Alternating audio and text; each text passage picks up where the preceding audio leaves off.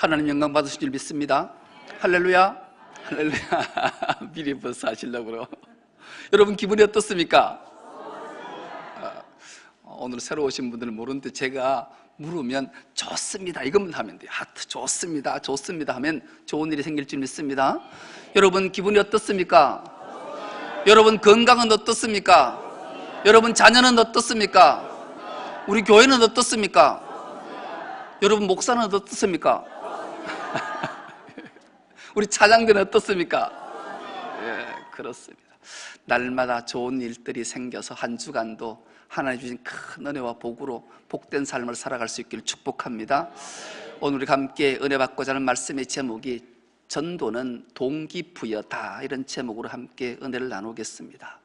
먼저 말씀을 인도에 사는 람찬드라 다스라는 사람 이야기로 말씀을 열겠습니다. 이 람찬드라 다스라는 사람은 인도 사람인데 어느 날 자기가 승용차 하나를 샀어요. 근데 승용차를 사고 막 기분이 들떠서 집에를 왔는데 집으로 승용차가 갈 수 없는 거예요. 그 이유는 집 앞에 큰 산이 하나 가로막혀 있기 때문에 그런 거죠. 그래서 차를 산 앞에 세워놓고 자기는 산을 넘어서 집으로 가니까 불편하잖아요. 그래서 당국에 가서 민원을 넣었어요. 내가 우리 집으로 가려면 늘 산을 넘어서 다녀야 되니까 이 산에 통과할 수 있도록 터널을 하나 뚫어 주십시오.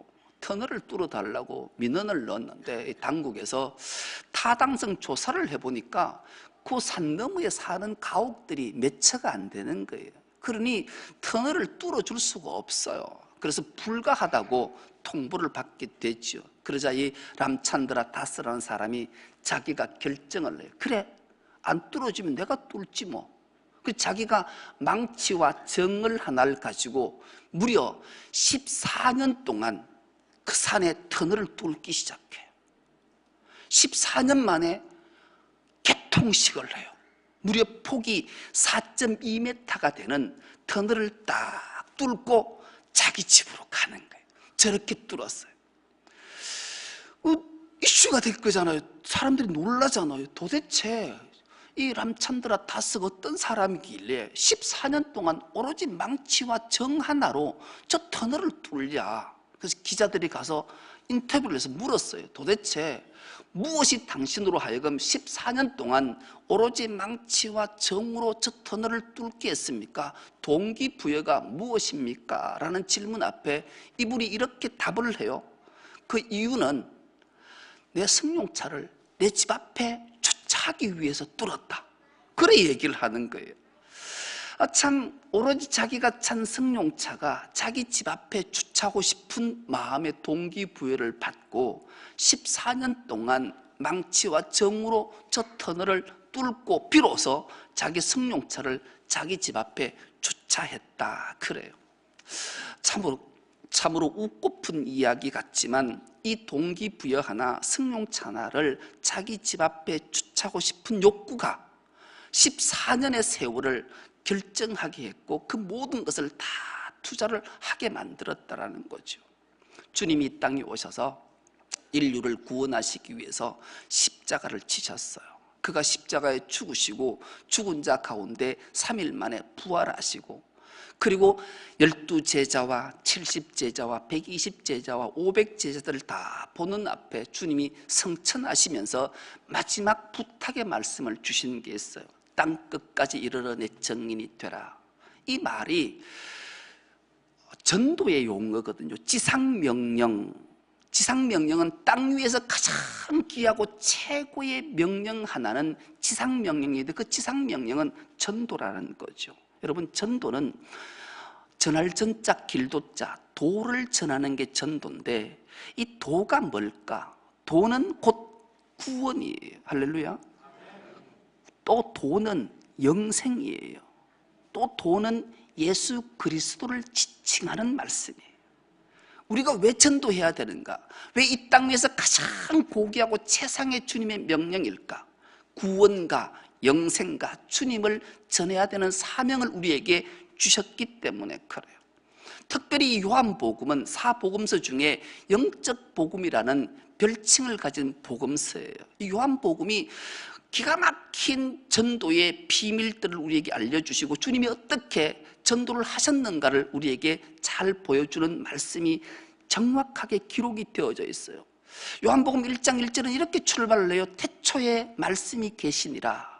그 말씀이 하나님과 함께 계셨으니 이는 곧 말씀이 하나님이시니라. 요한복음 1장은 말씀이 육신이 된 사건을 우리에게 보여주는 거예요.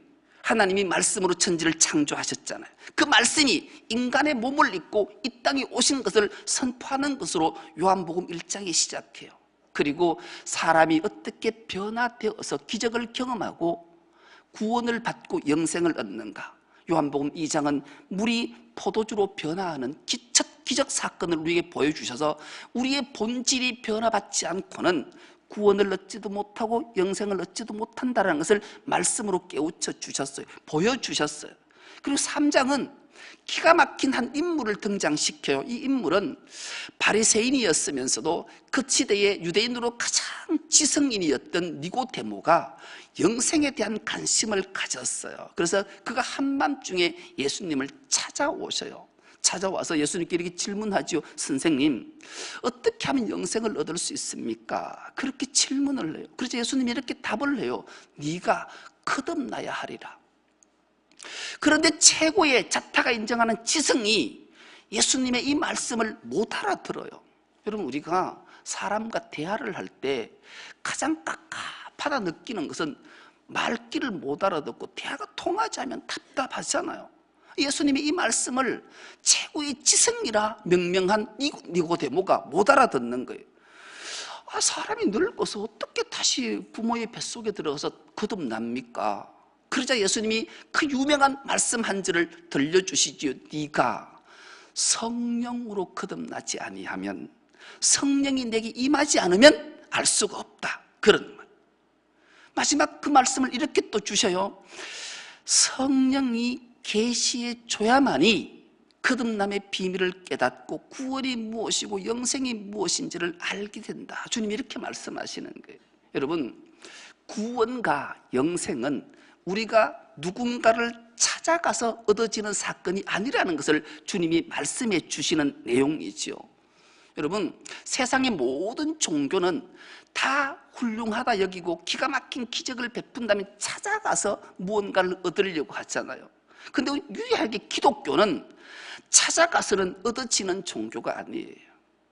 여러분이 이 자리에 오신 것도 여러분이 오시고 싶어 오셨다고 생각하면 착각이에요. 주님이 오게 하셔서 이 자리에 있는 줄 믿습니다. 우리 구원은, 그래서 예수님께서 정확하게 알려주는 거예요. 아무리 이 세상에 훌륭한 이성과 지성을 다 겸비한 자라도 결코 찾아가서는 구원을, 영생을 얻을 수 없다. 그렇다면 어떻게 하면 영생을 얻고 구원을 얻을 수 있는가를 오늘 본문 4장을 통해서 주님이 알려주시는 내용이기 때문에 그런 거죠. 이 4장은 예수님께서 사마리아에 있는 수가성을 찾아가셔서 한 여인을 구원시키시는 내용을 기록하고 있기 때문에 그래요. 우리가 구원받은 것도 영생을 얻은 것도 주님이 찾아오셔서 우리를 구원시키시고 영생을 주신 줄 믿습니다. 예수님이 그렇게 찾아간 내용이 오늘 본문의 내용을 요약하면 그래요. 예수님이 제자를 데리시고 사마리아 수가성을 들어가셔요. 그리고 예수님께서 우물가에 앉아 계시고 제자들은 먹을거리를, 요깃거리를 얻기 위해서 마을로 들어가고 예수님이 우물가에 앉아 계시지요. 그때가 성경은 제6시라 그런데 이 6시는 12시라는 말이에요. 6에서 성경에 나오는 숫자에는 반드시 6을 플러스 하면 우리나라 숫자가 되는 거죠. 12시에 한낮에 예수께서 우물가에 앉아 계셔요. 그때 한 여인이 물을 길러러 왔어요. 그 여인과 예수님이 이런 대화를 나눠요.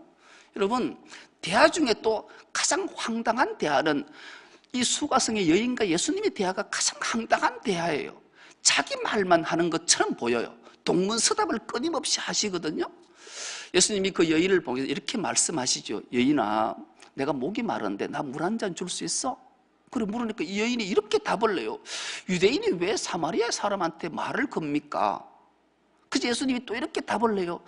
내가 물을 달라는 내가 누군지 알면 네가 그런 말 못한다.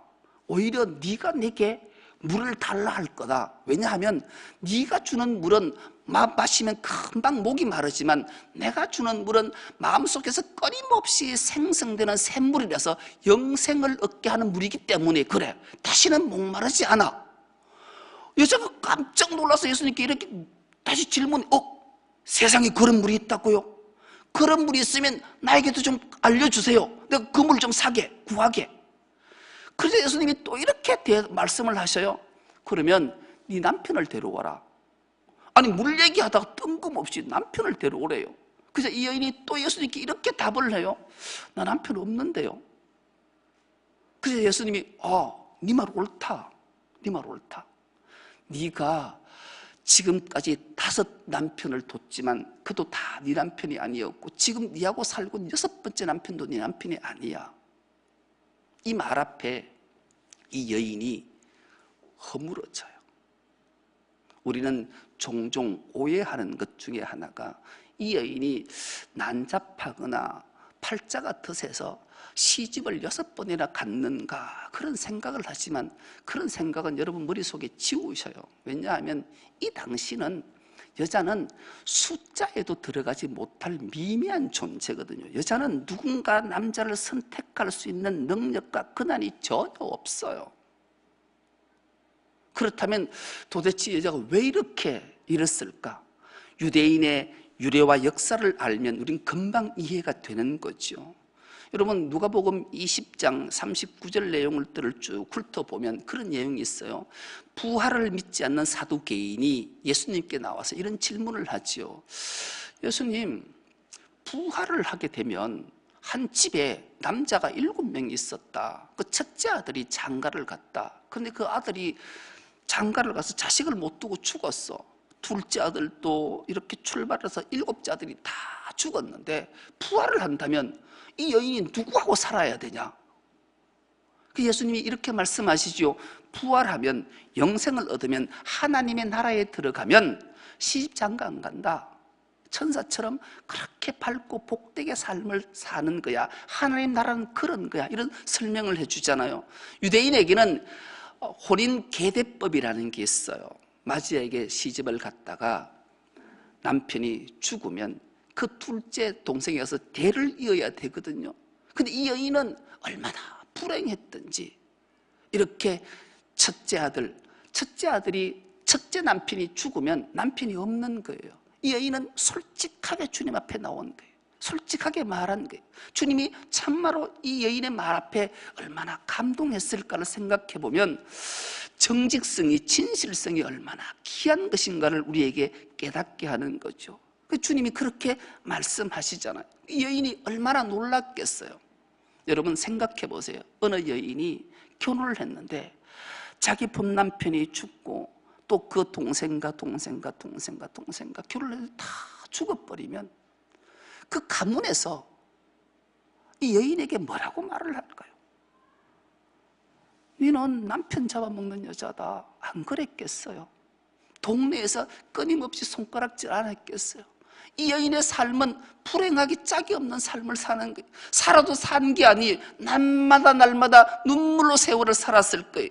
그런데 어느 날 이 우물가에서 유대인을 만났는데 이 유대인이 하는 얘기를 들어보니까 놀란 거예요. 이 여인이 화들짝 놀라서 이 유대인이었던 예수님을 향해 당신은 선지자입니다. 그런 고백을 해요. 여러분, 선지자라는 말은 예언자, 앞으로 있었던 일, 앞으로 일어날 모든 일들을 다 아시는 것, 하나님이 알게 하셔서 알려주는 그런 위대한 자라는 고백이 터져나와요.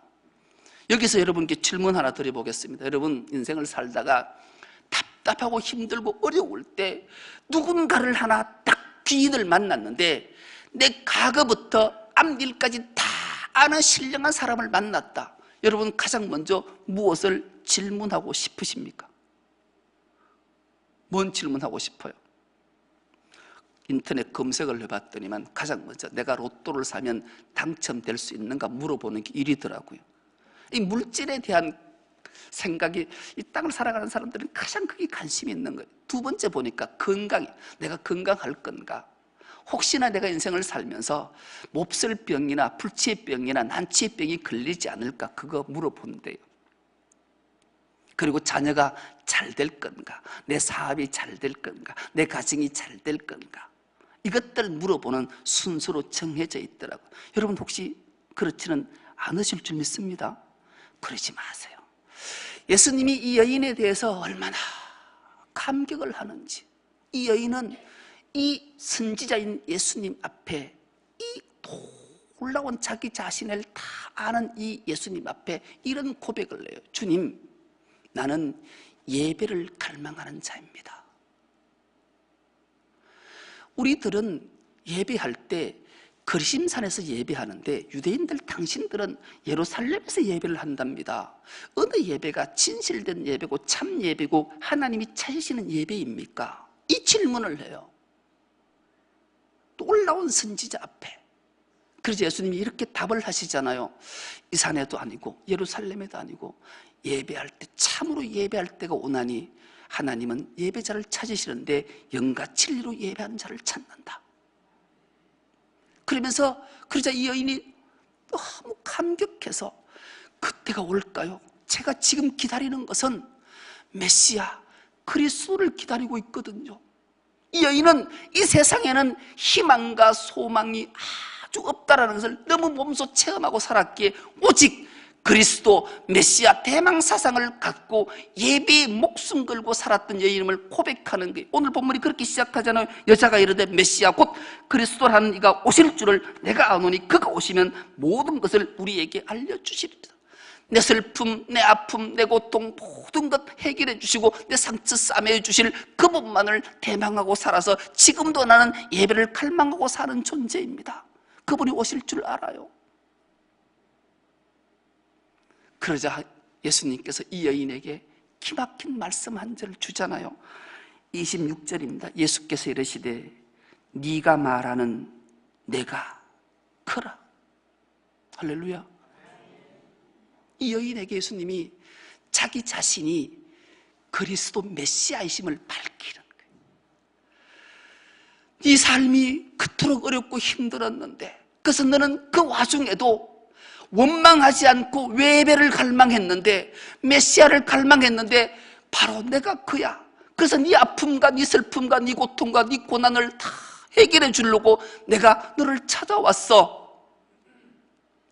여자야, 내가 그다. 내가 메시아다. 이 여인이 얼마나 감격했을까요? 그때에 제자들이 먹을 것을 가지고 돌아와서 보니까 예수님이 이 여인과 대화를 나누는 걸 뒤에서 이렇게 들어봐요.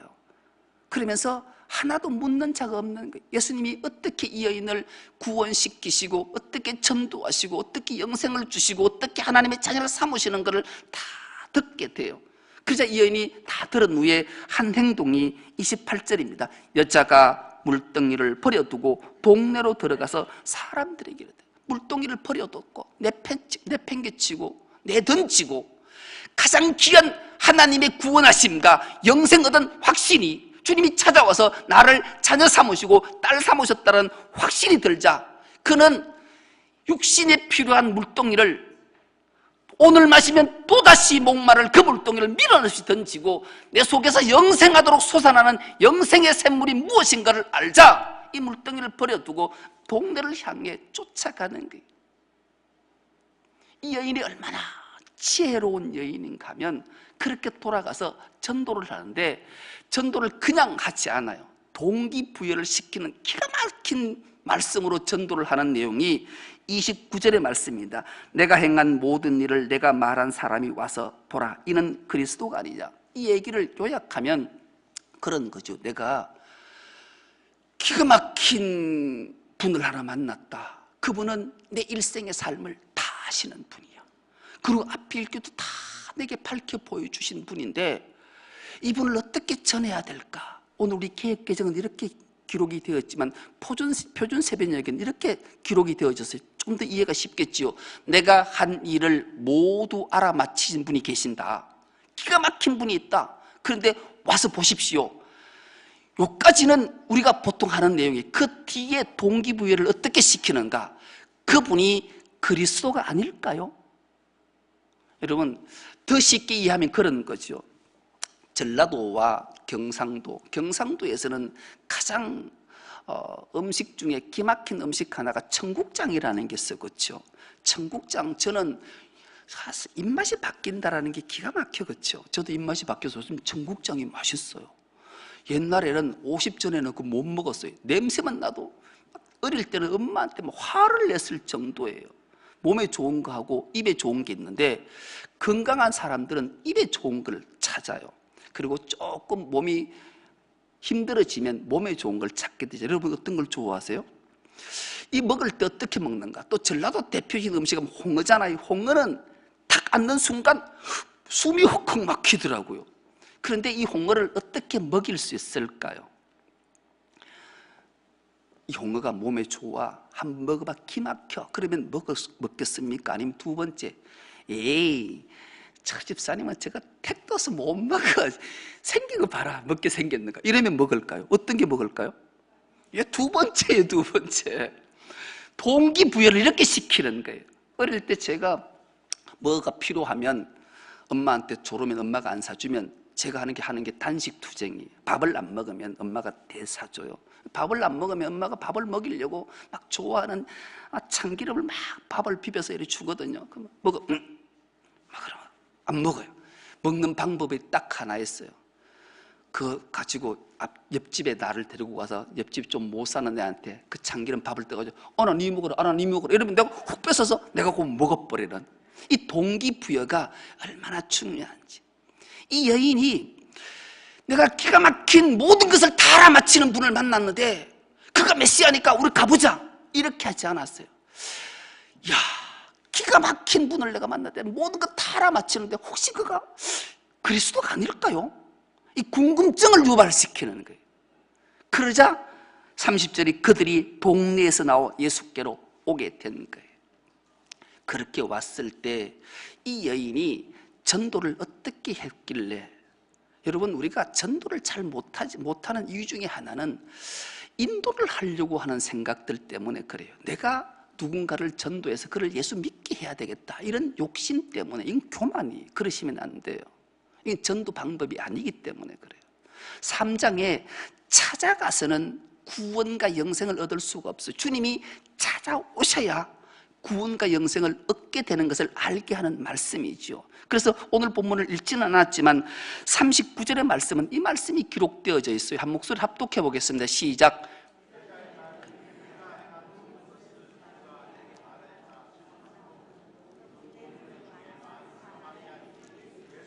잠깐 띄워주세요. 여자의 말이 내가 행한 모든 것을 그가 내게 말하였다 증언함으로 그 동네 중에 많은 사마리아인이 예수를 믿는지라. 이 여인이 한 일은, 전도한 일은 증언한 거예요. 내가 만난 예수를. 그러면 예수를 믿고 구원을 받고 영생을 어떻게 얻는가? 42절은 이렇게 우리에게 밝히 보여주고 있습니다. 42절입니다. 한 목소리 합독해 보겠습니다. 시작.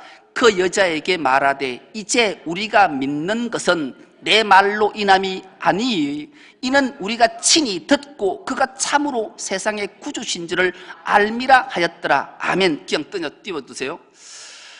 여자가 자기가 증언함을 듣고 예수를 믿은 것이 아니라, 네 말로 인해서 우리들이 예수 믿는 것이 아니라 예수님이 친히 하신 말씀으로 우리가 구원을 얻고 예수를 믿고 영생을 얻었다. 그래 말씀하는 거예요. 여러분, 우리가 구원을 얻고 영생을 얻고 예수를 믿는 길은 하나님의 말씀만이 우리를 구원시키고 영생을 얻게 하시고 예수를 믿게 하는 줄 믿습니다. 그래서 말씀이, 하나님의 말씀만이 우리를 구원시키고 우리 영생을 주시고 우리에게 예수 믿게 하는 능력이 말씀에 있음을 밝히 보여주는 거죠. 그래서 우리는 전도는 내가 만난 예수, 내가 받은 은혜를 증언만 하면 돼요. 그러면 하나님이 그를 택하셔서 불러주시고 말씀으로 하나님의 영안을 싹 열어주셔서 계시하셔서 믿게 하고 구원 얻게 하고 영생을 주신다라는 말씀이죠. 그러니까 우리는 전도가 어려운 걸까요? 어렵지 않을까요? 예, 어렵지 않아요. 내가 받은 은혜, 내가 만난 예수를 정언만 하면 돼요. 구원은 사람의 지성이나 이성으로 습득되어서 깨달아지는 것이 결코 아니라 주님께서 일방적으로 찾아오셔서 구원시키시는 사건이 바로 구원이고 영생이기 때문에, 그래서 무조건적 하나님의 은혜로 구원받기에 우리는 날마다 하나님 앞에 기도해야 되는 것. 하나님, 은혜를 주십시오. 내가 주님 믿게 하십시오. 나를 구원시켜 주십시오. 나에게 영생을 주십시오. 이렇게 하면 하나님이 우리를 긍휼히 여기셔서 우리를 찾아오셔서 우리를 구원시키시고 영생 주시고 하나님의 자녀로 삼아 주십니다. 이것이 바로 기독교의 신비입니다. 이것들을 가지고 올 한 주간도 승리해서 날마다 하나님께 영광을 올려드리는 우리 모두가 될 수 있기를 간절히 기도합니다. 하나님 아버지, 고맙고 감사합니다. 오늘도 복되고 거룩한 주일 우리에게 허락하셔서 우리의 걸음들을 주님 앞으로 이끌어주시고 하나님이 찾으시는 한 사람의 예배자가 되게 하시니 감사합니다. 예배할 때 하나님 임재를 경험케 하시고 하나님 우리를 어떻게 구원시키셨고 우리에게 어떻게 영생을 주셨고 우리를 어떻게 하나님의 자녀를 삼으신 것을 깨닫게 하셔서 날마다 주의 성물을 찬미하며 살아가는 우리 모두가 되게 하여 주옵소서. 감사드리오며 예수님의 이름으로 기도드리옵나이다. 아멘.